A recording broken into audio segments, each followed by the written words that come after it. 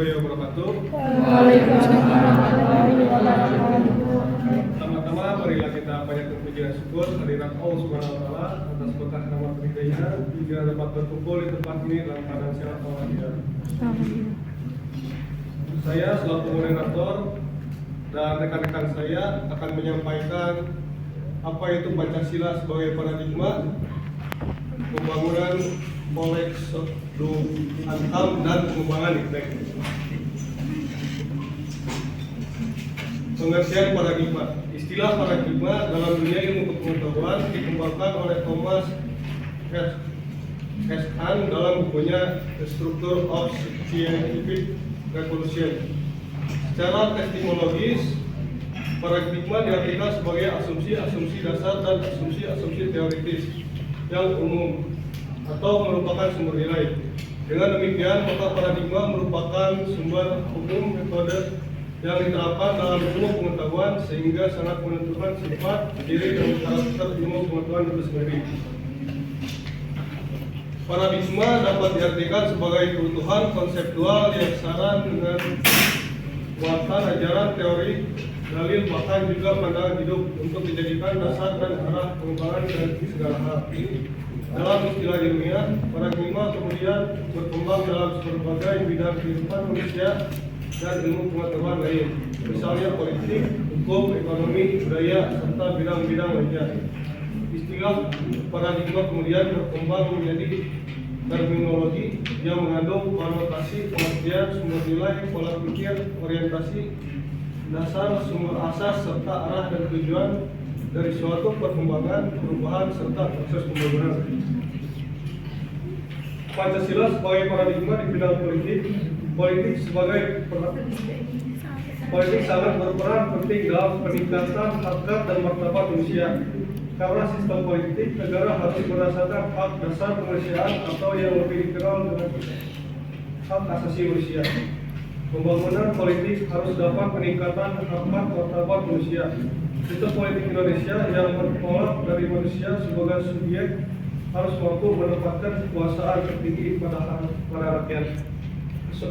Kekuasaan yang dimaksud adalah kekuasaan dari rakyat, oleh rakyat, dan untuk rakyat.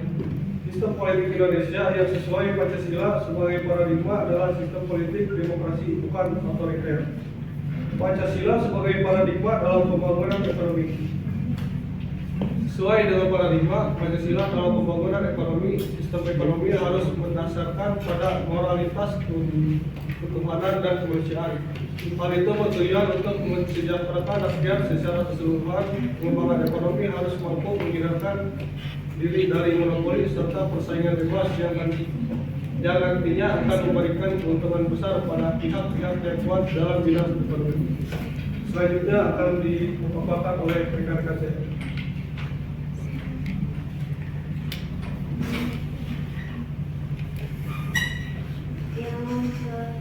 Kedua, Pancasila sebagai paradigma dalam pembangunan sosial budaya. Pancasila sebagai paradigma dalam pembangunan sosial budaya adalah mendasarkan pembangunan sosial budaya berdasarkan nilai yang telah ada dalam masyarakat. Nilai yang ada pada masyarakat pada hakikatnya merupakan dasar dari nilai yang terkandung dalam Pancasila. Dalam rangka pembangunan sosial budaya, Pancasila merupakan sumber normatif yang bertujuan meningkatkan harkat dan martabat manusia yang menjadikan warga negara menjadi masyarakat yang beradab dan berbudaya. Yang selanjutnya, Pancasila sebagai paradigma dalam pembangunan kehidupan antarumat beragama, yaitu pada proses reformasi dewasa ini, beberapa wilayah negara Indonesia terjadi konflik sosial yang bersumber pada masalah sara, terutama bersumber pada masalah agama. Hal ini menunjukkan kemunduran bangsa Indonesia ke arah kehidupan beragama yang tidak berkemanusiaan, seperti tragedi di Ambon, Poso, Medan, serta daerah lainnya, yang menunjukkan betapa semakin melemahnya toleransi dan kehidupan beragama yang berdasarkan kemanusiaan yang adil dan beradab. Yang selanjutnya, Pancasila sebagai paradigma dalam pembangunan IPTEK. Ilmu pengetahuan teknologi adalah hasil dari upaya manusia yang meliputi aspek akal, rasa, dan kehendak dalam meningkatkan kesejahteraan dan martabat manusia. Kemudian ada beberapa makna dalam Pancasila pembangunan IPTEK, yaitu pada sila pertama yang memberikan arti bahwa IPTEK tidak hanya memikirkan apa yang ditemukan, dibuktikan dan diciptakan, namun juga dipertimbangkan maksud dan akibatnya, apakah merugikan manusia dan alam sekitarnya. Sila kedua memberikan dasar moralitas bahwa dalam pengembangan IPTEK haruslah bersikap beradab. Pengembangan IPTEK yang merugikan tidak akan mewujudkan tujuan sebenarnya IPTEK, yaitu kesejahteraan.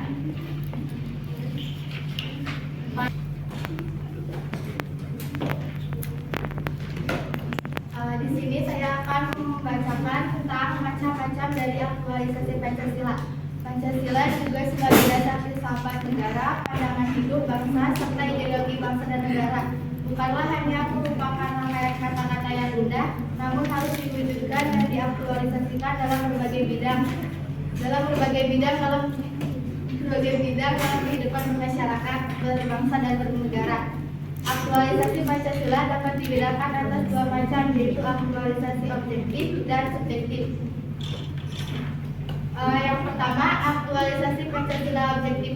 Aktualisasi Pancasila objektif yaitu aktualisasi Pancasila dalam berbagai bidang kehidupan kenegaraan yang meliputi kelembagaan negara, antara lain meliputi legislatif, eksekutif maupun yudikatif.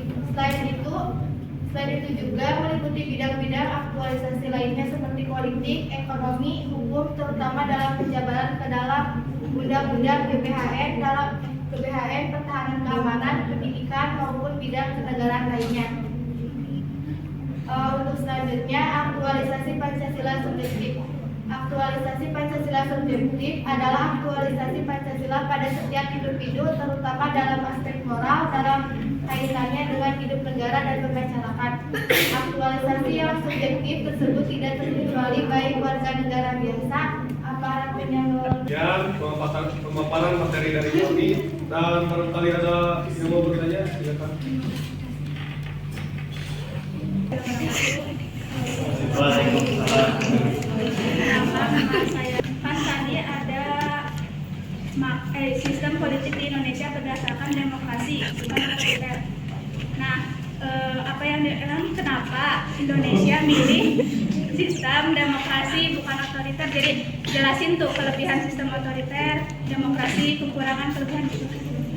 Kan tadi Indonesia memilih negara demokrasi. Tapi kenyataan di lapangan kenapa nggak demokrasi?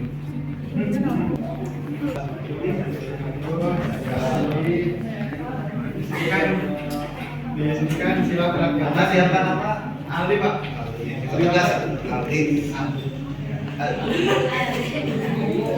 Sini kan durasi sila kerakyatan yang dipimpin oleh Hikmat Kebijaksanaan dalam Permusyawaratan Perwakilan itu untuk mendasari pengembangan IPTEK secara demokratis.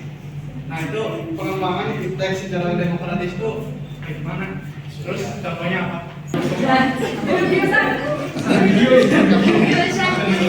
Assalamualaikum warahmatullahi wabarakatuh.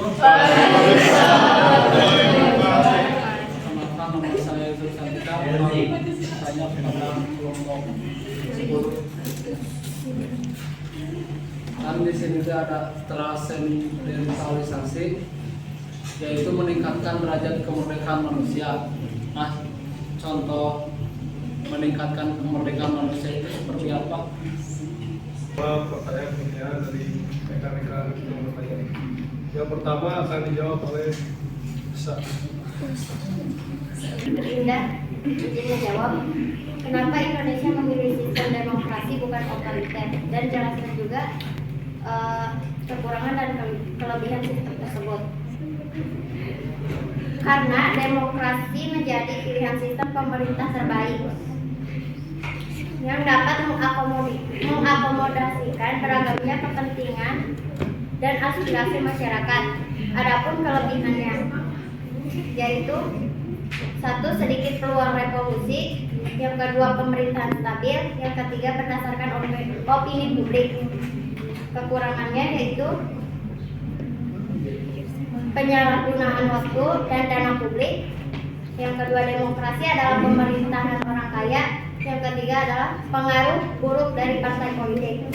Sehingga kesimpulannya, kelebihan dan kekurangan demokrasi penting untuk ditinjau karena setiap struktur pemerintahan dapat disalahgunakan dalam situasi yang tertentu.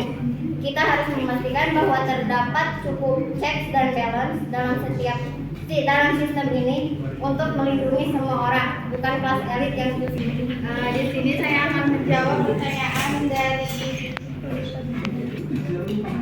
dari Angga. Kenapa kita memilih demokrasi tetapi kenyataan tidak demokrasi? Itu kan Indonesia sangat lemah. Masih terdapatnya budaya politik feodal atau komunalistik. Menurut Indria bisa dilihat dari berbagai macam video yang digunakan partai politik dan tokoh-tokohnya dalam berkampanye. Kenapa nggak ganti otoriter aja? Saya harus ke sekolah negara ya. Contoh meningkatkan kemerdekaan itu seperti apa? Di sini saya akan mencontohkan contoh meningkatkan kemerdekaan di kampus. Yang baru dari internet. Ya, mungkin cukup sekian pemaparan materi dari saya dan rekan-rekan saya. Mohon maaf apabila ada salah kata. Wassalamualaikum warahmatullahi wabarakatuh. Waalaikumsalam.